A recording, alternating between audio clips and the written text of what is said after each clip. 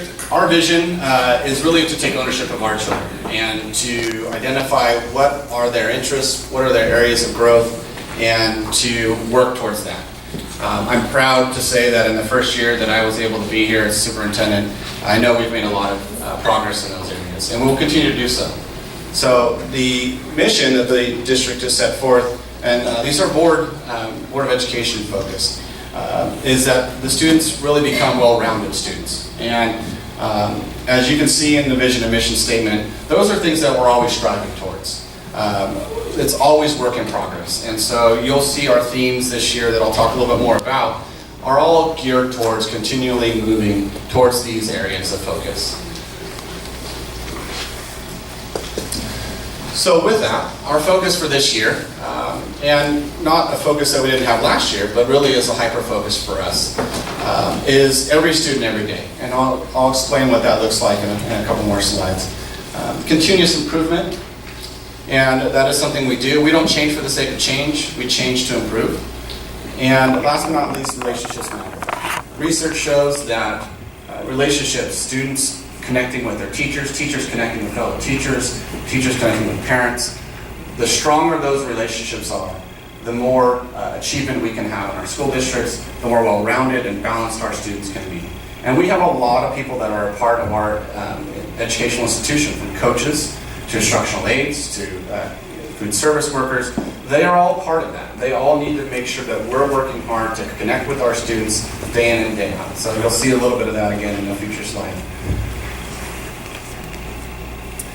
We're all about feedback, so you can use this tiny URL and give us direct feedback. It goes into a form, and we will get back to you if there's something that you have a comment on or you want further feedback on.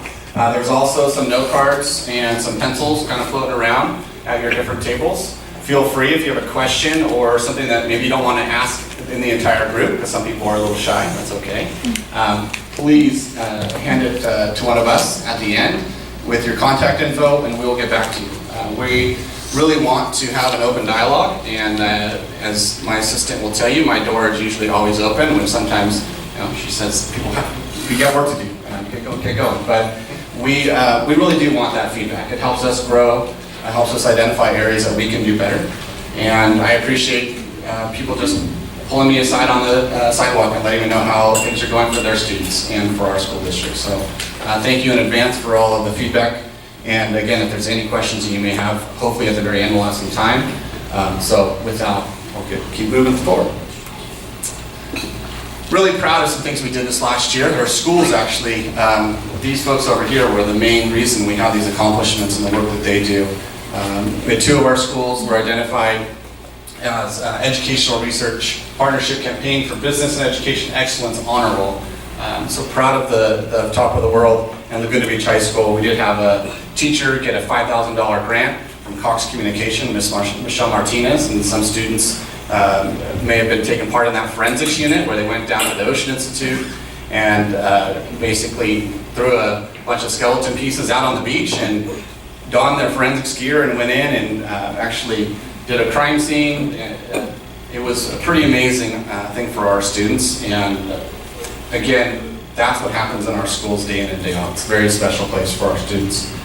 We had 7 commended students in National Merit, and then this year we had 4 semifinalists. So again, we this last year had every student, grades 9, 10, and 11, we wanted them to take either the pre-ACT or the PSAT 9 or the PSAT National Merit, which qualifies students, if they do really well, for a lot of scholarship opportunities at that level. So proud of the students. There's 4 that were able to be semifinalists, which is great when you consider how small of a senior class. I think we only have 230 students roughly. So again, impressive numbers, testament to all the work K-12 that happened in our school district. Also, a testament to our parents, some of who are in this room, who had some Destination Imagination students. We had 3 teams that made it all the way to nationals. And again, just so amazing to see our students taking the knowledge they're learning inside the classroom and applying it in this type of venue. And For those that don't know Destination Imagination, my advice is to Google it. You will be impressed at what these kids come up with. And when I sit and listen and hear about the presentations and the work that our students are doing, I feel more confident now than ever that we are in good hands. Our kids are going to be able to make this world a better place. And again, proud that they're coming from Laguna Beach Unified School District.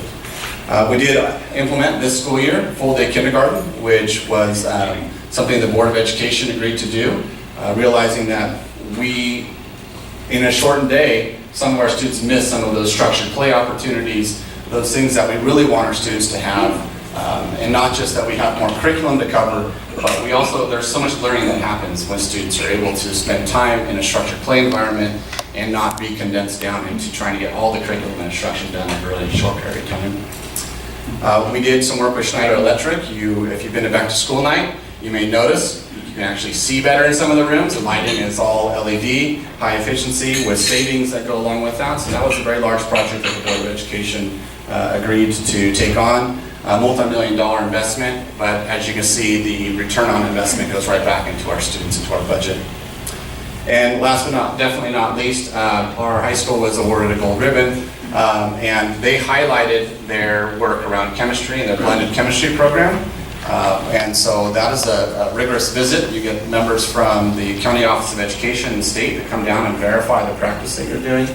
And again, just proud of Laguna Beach High School and the work that they're doing, and they've gone to present to other school districts around their program, and other school districts are looking at evolving and adopting some of our practices. So it's great to be out in the front of a lot of the great things happening in education these days. Again, going back to ongoing continuous improvement, this is our focus. This is what we do day in and day out. So we added, over the summer, accelerated geometry. We realized over the course of spring that we had a need, and Dr. Odipo, working with the math department at the high school, decided we needed to make a change. We needed to add an accelerated geometry program that would allow our students to continue to be successful in the accelerated Algebra 2 course that they were coming towards. And we quickly were able to make that happen. And as you can see, we have about 100 plus students that are taking part in that program this year, and we expect that number to continue to be high, and hope that that will then contribute to more students into our advanced math classes, which is the intent. We have a lot of amazing students here. We need to continue to find ways to help them and support them through, as well as support our students that need a little extra TLC as well. We added AP computer science principles, and I'm amazed, to be honest. We floated it out there, and our kids dove at the chance. We have 3 sections of that, which is our high school of 1,000. That's a lot of students moving into an elective course. So we're very proud of that. That's immediate growth in that area, and now it spawns another conversation that we need to have around our scope and sequence of a computer science pathway, K-12. What does that look like for our students in kindergarten around computer programming and coding and digital literacy, and how does that blend all the way up into this high school course as kind of the capstone? So we know that computer science, that is a new language that students need to learn. Some will say it's similar to learning Spanish. It is going to be a language of the day, and so we have a charge, and Mike Morrison, we're working with some teachers and Dr. Odipo to figure out what does it look like for us. How do we map that forward, knowing that it's ever evolving and ever changing? And that is the constant challenge we face, as you all realize, with technology. Every year we get a new iPhone, and every year we get new Samsungs, and every year that work increases. And how do we create, as going back to our mission, students that are ready to do that work? Interconnected relationships, all those different pieces all blend when we're looking at this type of work. Proud of Thurston, again, trying to find a way to increase opportunities for our students and not at such a young age say you need to be in a long-term elective. So Jenny and her staff created a wheel concept that allows students more access to a variety of topics, because once you get to high school, the electives are almost, they're all year long for the most part, and we're looking again at options to kind of give students some flexibility there. But unfortunately, if you get in right away at the middle school into an elective and you don't really enjoy it, there's a longer period of time you have to wait. Well, Jenny realized, hey, you know what? We need to cycle students to get exposure at 8th, 7th, 6th grade, so that as they get older, they have more opportunities to realize, I really like this and I'm going to focus on this. So that is, again, proud of the work that they were doing there. They identified a need in talking to students and talking with staff and put a plan into place. And you'll see this term CTE, that's Career Technical Education. That is what we do around all of the computer science work. A lot of our digital media pathways are what you call Career Technical Education. It's a new acronym. The state loves acronyms, so it's one of the acronyms that we have that we're focused on creating, again, steps along the way that you have eventually a capstone course where students can take a course maybe at Saddleback and get both high school or get college credit for it. And we're working to identify additional pathways for our students. We have a lot of our students that take part in what's called CCA, again, an acronym, College Career Advantage, I think, right, Jen? I got it. Which was formerly ROP, which was the Regional Occupation Program.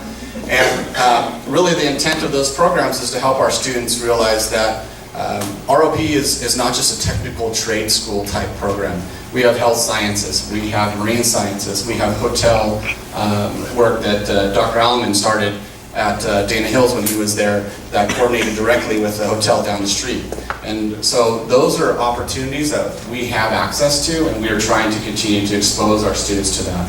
And so if you're at the high school level, you want your child to talk to Ann Bergen. She knows all of the different programs that we have for our students, and we get to resource with Capistrano Valley, who is a large district, and they have a lot of courses for our children. So again, as much as you can as a high school parent and a middle school parent going forward, know the different people that you need to resource with as well.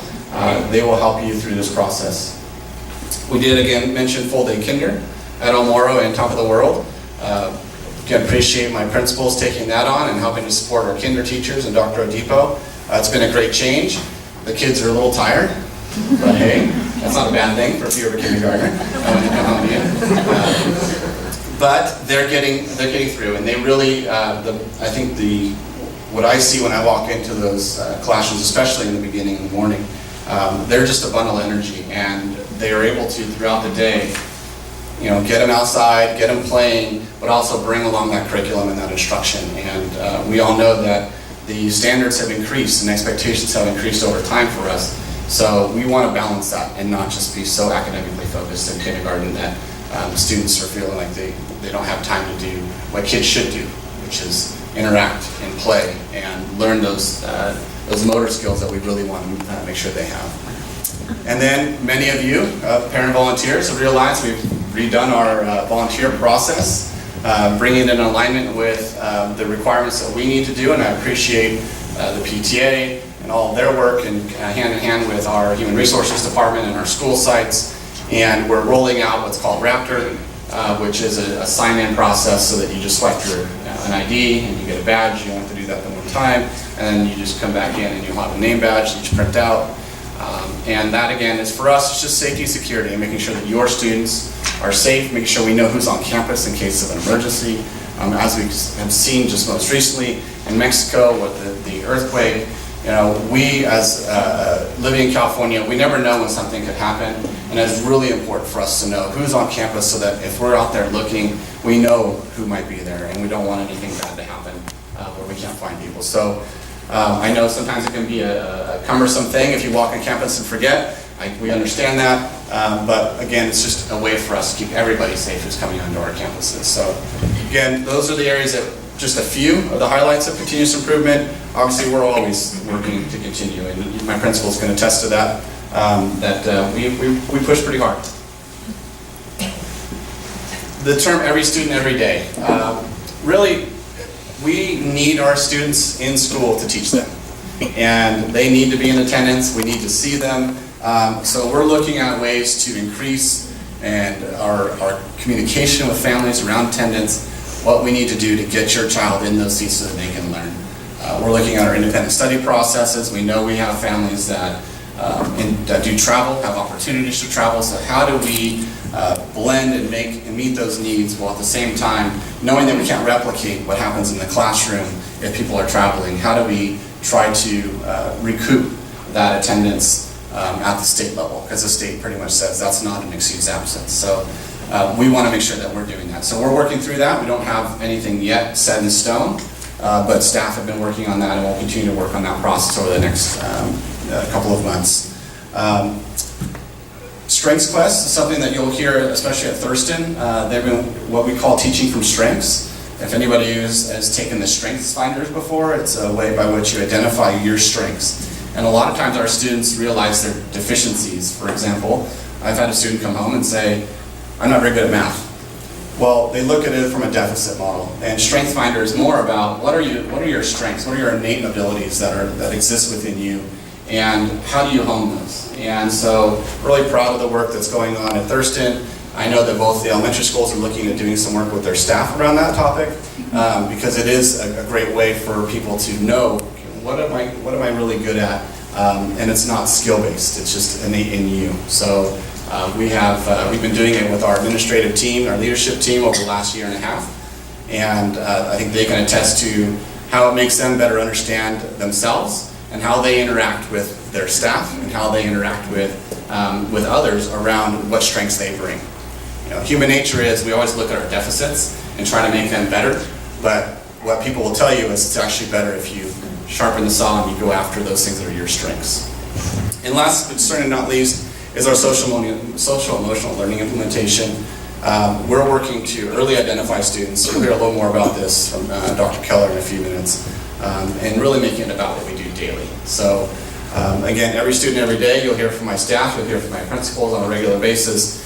We have been talking about that and what does that mean in our classrooms day in and day out. I'm not going to read all these to you. These are just great examples of the work that's going on around school climate and culture and why relationships matter. So again, you'll see No Place for Hate. I walked in this morning to Top of the World and the big poster about we respect each other. And that's really what it's about. Creating a learning environment where all students are respecting each other, understand the power of language, which you'll hear in the athletics department at the high school, where it's, words matter. Things that you say matter. So you have to be really mindful of the words that you're choosing. Student leadership, proud to say that I know Dr. Alleman is looking at creating a student senate. I know that we have student councils at our schools, and we're always, again, looking for ways to increase student voice in our classrooms and in the school and the decisions that we make that impact them. So we will continue to be doing that and find additional ways by which we can. But relationships are what it's about. So please make sure that you're working and talking with your principals and your teachers. If your son or daughter is not feeling connected, we want to make sure they are, because we know that that is so important for our students. And we have some metrics by which we will measure these things. We have feedback from our students around how they feel comfortable on campus, and we're looking to improve in big steps this year around some of those areas of metrics that we have identified. So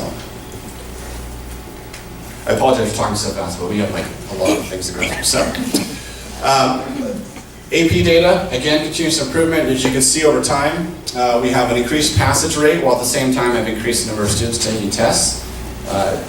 It's hard for you to probably read these things, I apologize, but what you can see is we've had 232 students in 2015 take tests. We're up to 262.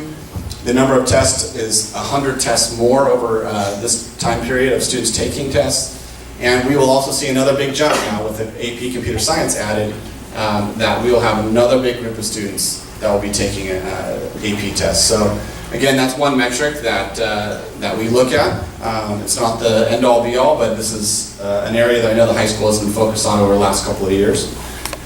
ACT, again, another area that we realize we have more and more students taking the ACT. For the first time in U.S. history, the ACT actually surpassed the SAT. More students nationwide took the ACT, and we're also seeing that trend in our school as well, as more and more students are taking it. So exposure for us is really important. That's why we want all of our students to take those pre-tests so they get exposure. So again, that's something that we're working to make sure all students have that access. And last but not least, we have 76% of our students are graduating UC eligible. That's a metric the state uses to identify college readiness. So how many of your students are graduating with the standard requirements to get into a UC system? So for us at 76%, again, trying to continually grow that, identify our students who may need extra classes. How do we support that? How do they do that through summer school or additional learning opportunities? And I get to take a deep breath here and pause. I'll introduce Jeff Dixon, who will quickly go through fiscal strength of the district, which is really important for us to be solvent and have the money to spend on your students.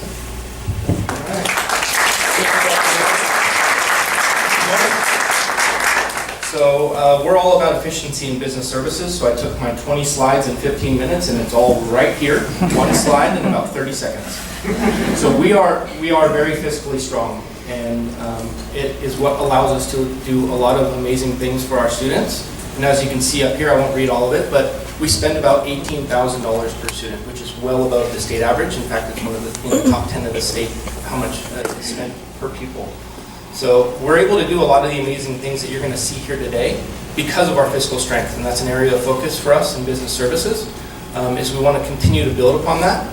And there's, thanks to our school board and the strong fiscal prudence that we've had in the past, we're trying to always improve our transparency and efficiency. And what we're able to do from here on out is just continue to grow on our existing strength. So with that, I'm very excited to introduce our new Director of Facilities. We're able to do a lot of great things this summer. And Ryan comes to us from Irvine Unified and had managed quite a bit of construction there. In fact, in the hundreds of millions of dollars.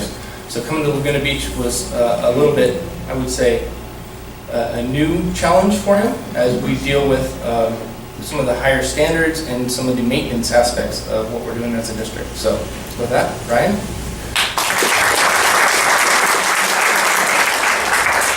Thank you, Jeff. All right, well, it's a pleasure to be here today. My name is Ryan Zaid. I'm your new Director of Facilities for the school district. I'm going to take you through a quick update on our facilities, more of the maintenance projects that were done over this past summer, and then some of the upcoming facility projects that are in planning right now. Before I dive in, I do want to just quickly share with you the good and the bad about having Mr. Dixon's prior position here. And the bad is that as I meet each and every one of you, the conversation usually goes something like this. Oh, Jeff, oh, you have Jeff Dixon's job. He is so great. He's done amazing things here. He is wonderful. And I always go, I know, he is great. Yeah, that's about how the conversation goes. But the good is that Jeff and I are on the same page. There's no loss of institutional knowledge, and we're going to continue the momentum with the great work in facilities here and provide the very best school facilities possible for the district. So with that, I'm going to take you site by site. The first site we have here is Top of the World Elementary School. I think most of you are aware we have a very large capital improvement project going on there. The portable classrooms that were out on the grass playfield were removed over the summer, and we are installing permanent student housing, which is our modular classroom project. It's exciting. The actual module buildings did come in. Half of them are here now on site. They came in this last Saturday, and the other half are coming in this Saturday. The move is challenging. It is done in the middle of the night. It's taken a lot of effort and coordination, but it's going well, and we're really excited to move that project along. It's looking like substantial completion around Thanksgiving time with occupancy around the holiday break. So we're very focused on that, excited. In addition, we had 4 CLE classrooms. This is continuing with that program with each summer of picking another grade level and doing a modernization to those spaces. So up at Top of the World, there was the 4th grade classrooms, right, that we've gone through, modernized, and the furniture is on its way, almost here. In addition to that, we did some painting, synthetic turf at Pickup Aisle, that's out front of the school. You can see that lower left picture there. Some slope repair, there's lots of slopes at that site. HVAC maintenance, among many other smaller maintenance activities that kind of go on unnoticed.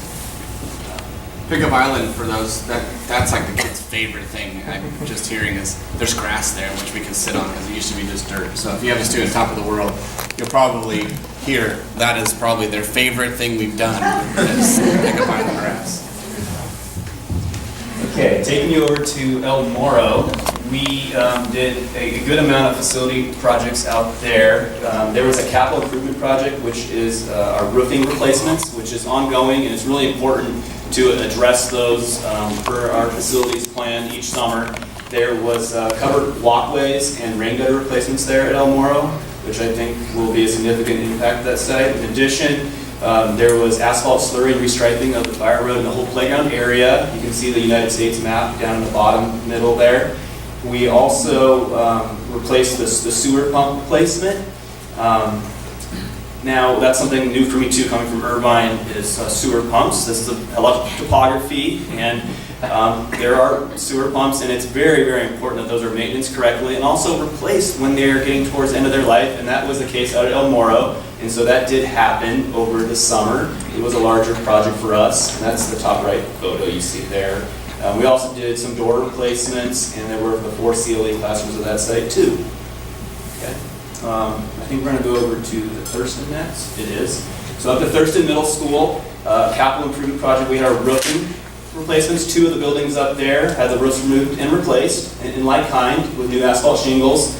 Also, there was work done in the gymnasium. You can see the floor was resealed, and those door openings you see, which is the south elevation, the hardware was replaced on those, the window tint, and they're doing some waterproofing, some sealant work to help with water intrusion. Going kind of quickly to keep this moving, but then Laguna Beach High School, this is our biggest site, many needs and challenges, so I think you saw a lot of activity there. There was trades there almost every day this summer. You can see in the pictures here, we did a good amount of painting work. So you can see exterior painting, you can see the back of the theater, the LB logo. That was one of the many elevations of exterior buildings repainted. You can also see in the top right, that's your 40s building classrooms that you can see from the track. All those windows, some of the glass was replaced, and many of the windows were, the sealant was replaced to help with water intrusion along with painting. You can see painting down in the lower picture, which is your 30s wing, which is where all your English teachers are, and those were your 4 CLE rooms. So with that, I'll take you over. We have a second slide here. We're going to be trying to, we did a fair amount of work there. The bottom left was your 4 CLE classrooms in the 30s. They turned out very well, working with Mike Morrison and IT on that as a coordinated effort. We did work up at the 90s, the pool building area, some reciting were needed. We did go through and focus on water intrusion, leaks, and drainage, because that's always a pressing issue, and it's better to address that proactively than just wait for the rainy season, which I'm sure we're going to get another one this year. In addition to that, we did some landscape improvements, which you can see coming up Park Avenue, the front of the school, a tree trimming, and many other small maintenance projects throughout the campus. So we've been doing our very best to keep that campus up to the standards and meet the expectations. Lastly, I'm going to quickly address some of the fun part for me is these new projects, and we have a couple that are in the pipeline here at Laguna Beach High School. So as we finish up the Top of the World project, we're already looking forward. We're in the middle of processing RFP for our cultural services. We have interviews on Friday, and we are looking at doing a new restroom and concession storage building down at the stadium. That'll be our next larger capital improvement project. And with that, we already have some ADA upgrade plans approved for our theater, which is well needed, and also some HVAC, a new HVAC system in the theater and also in the Duggar gym. And so we're kind of bundling all that up and moving forward for the next 1 to 2 years, probably starting next summer, we'll be able to contract and start most of those facility improvements. So really exciting stuff coming your way at the high school. I think that's what I have for you today.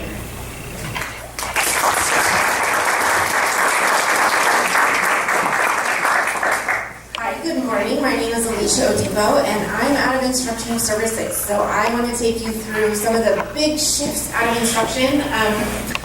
I think context is everything. Part of the reason we have so many instructional shifts is because if you think back to 07, 08, when our state was in a financial crisis, textbooks that money became flexible, so to support districts from losing teachers. So all of the frameworks, all of the curriculum went on hold. Now that we are back up and running, even if you could argue anyway on that, we are back and running with aligning practice to what we know about how the brain works, And so we are shifting as a state, and so for us, in our district, we are running behind making sure that we are efficient and effective as possible for your teachers and our instructional aides. So this is a work of heart, but we're also realigning to what we know about best grading practice. So our big shifts are in our content areas. NGSS, if you were here last year, that was we worked on the tanker being crushed. We did that, y'all grabbed your phones and we worked through that a little bit. We are implementing new pathways in high school. Thurston is well underway with that work, and our elementary sites are as well. We are also working through instructional shifts with the Irvine Math Project at the secondary sites.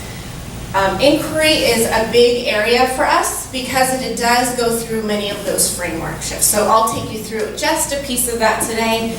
We have new curriculum coming. New curriculum is here, but also coming, and so many of your students, your children's teachers will be supporting us through those, identifying the best instructional materials.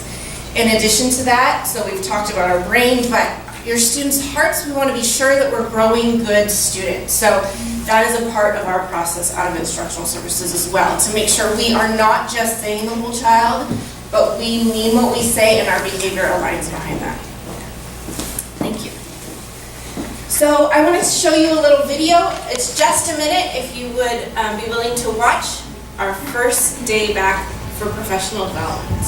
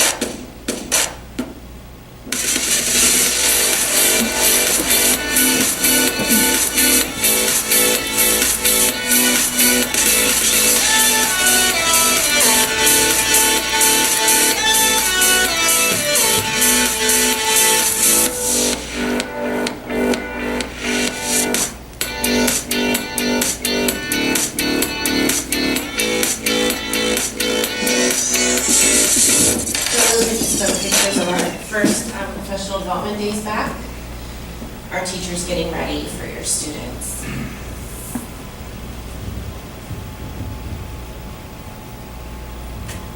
Okay, so I want to take you through the framework quickly. Thank you, Dr. B. So, in education, we're so good at our own language, and sometimes it's absolutely a different language. And so, let me just quickly take you through a framework. Is how the state signals to us what the big instructional shifts are, and then publishers align their books that we use behind those frameworks. So it's aligned to the standards, and thank you, it's based on current research. Here are the big shifts for us. Content, literacy, inquiry, citizenship. Click. So whenever possible, we want to identify primary sources. So when you think about maybe how you learned history, we were generalists. We read one textbook. Unless you had an extraordinary teacher, we weren't diving in to look at multiple perspectives from primary sources. So I want to take you into a peek of what that might look like and what some of your students are experiencing. So at your tables, please answer these two questions. What's happening? What do you see? I'll see you back in 2 minutes. Answer this with an elbow buddy or at your table. Volunteers. What changed? What do you see now that's new to this picture? It's desegregation in the South is what we determined because the woman in the front looks like she's African American. Okay, perhaps. Holding a book. Okay, And so there's a woman what do we see now? What do we see now? What's different about this picture? The woman yelling. We see more information. Yes, there's an angry one, isn't there? Yes, there's someone who's very angry. So we're going to keep moving. This is the picture. Make eye contact with me if you've seen this picture before. It's one of our iconic pictures, right? Let me tell you a little bit about this woman here. This is Hazel.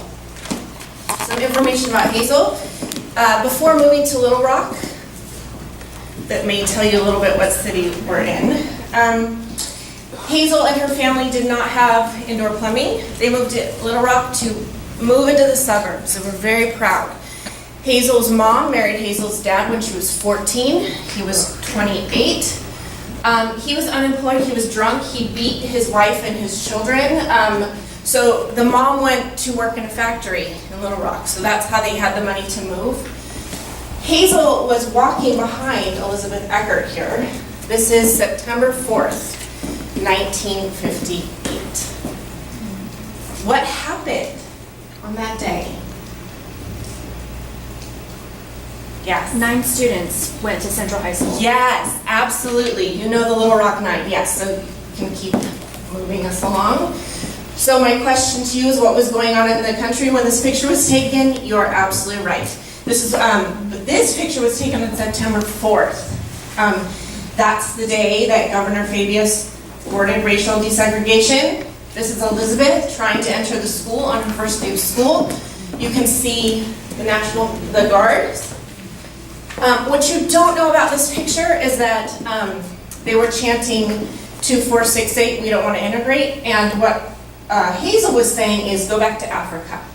She was caught saying that in that moment. So, last quick conversation at your table. These 2 questions. Whose point of view is included? What's the photographer's goal? Question, do you feel very proficient or extremely proficient at solving real world problems with your class? 34% of our teachers, and which included in general the Rocket Ready group, said they were proficient. So about a third of our teachers at the beginning of the year felt they were proficient. When this project was completed, 58% of the Rocket Ready teachers felt they were proficient solving real world problems, very proficient. And the average of the district stayed about the same, which is to be expected. The other little bit of the score that was interesting was 48% of our teachers feel like they're very proficient or extremely proficient with using tech in their classroom.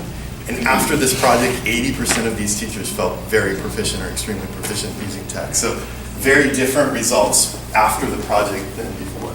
He was just so happy to make this connection. And This school is unusual because there are 300 students in the school, but they also live at the school. They're victims of slavery or sexual trafficking, and he's rescued them and placed them in the school. So I think it's really cool that we get to be pen pals with them, because then we get to see what they do there and how it's different from here. We have to give them things, and then also we get to type things and also write letters.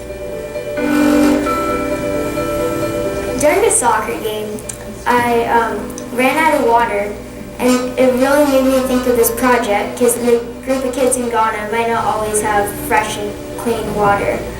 And so I felt really sad about that. So the principal of the school in Ghana wanted to know, or wanted his kids to know what it's like outside of just their normal environment, to see that there's a bigger picture than what they see every day. I sent him one more email, and hoping he would reply, and the next day I got an email back from him, and the first words were, "Sorry about the slow response. I was out fishing to feed my 300 students for 2 days." This man is trying to keep 300 kids from starving to death. So because of the idea that David was out fishing for his students, we started thinking, well, how can we apply that to our own profession and our own lives? are we willing to fish for our students, and how far are we willing to go to get them what they need? Thank you, students of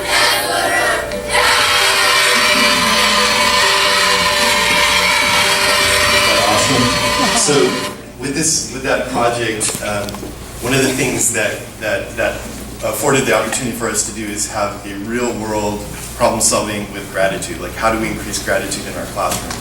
And so one of the things that I made for them, the teacher, is a mug that said, "I fish for my students," because I thought that was a good theme. And then she sent another mug back to the teacher in Ghana, and David Urabi, so he got one as well.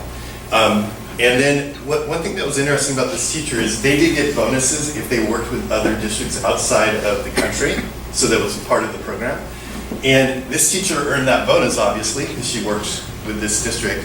But guess what? She gave all that money to that school. So that went right to that school. Very valuable.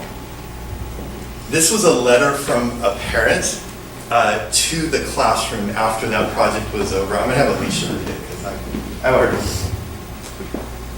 I just want to wish you and your family a terrific Christmas, and thank you for introducing my son and the class to Crossover International Academy. Tonight, he begged me to ask Santa in our note to please bring them gifts for Christmas so they could feel loved. I have never made a donation with such joy as I did tonight. It made my year. Thank you for bringing humility and thoughtfulness to my son. A big gift indeed. Is that powerful? To me, that's like, I can't even read it. It's very powerful. And it just makes you realize that that's the kind of environment we want to provide for our kids, this kind of project we want to do. Next generation, for these teachers that completed the 23 teachers, if they would choose to go on, they can. And we decided we were going to focus on engagement, relationships, and instead of us building a game that they played, which is the way we did the structure of the last one, they get to build their own game that they're going to play themselves. So that's going to be the fun part of the project this next time. They also have to do a real world problem, and they're focusing on student standards, the state standards of listening and speaking. And they have to focus on relationships with teachers and students. So there's going to be a big focus identifying kids that need that special relationship and how do you connect with those kids. And this is kind of the teacher's perspective on the program. So we did a short video from Bridget, and she's our art teacher at the high school. But I want you to kind of think about, one of the ideas of the program was that they get to use their passions or their strengths in the project and try to encourage or ignite the fire of those passions in their students. So let's watch Bridget as she describes how that. 2 minutes left, so we'll post this online so you can actually watch it. I'd love to have you watch it, but we only have 2 minutes until we're supposed to wrap up. So I wanted to give a little bit of time for some kind of questioning if be, but. So with that, I think I'm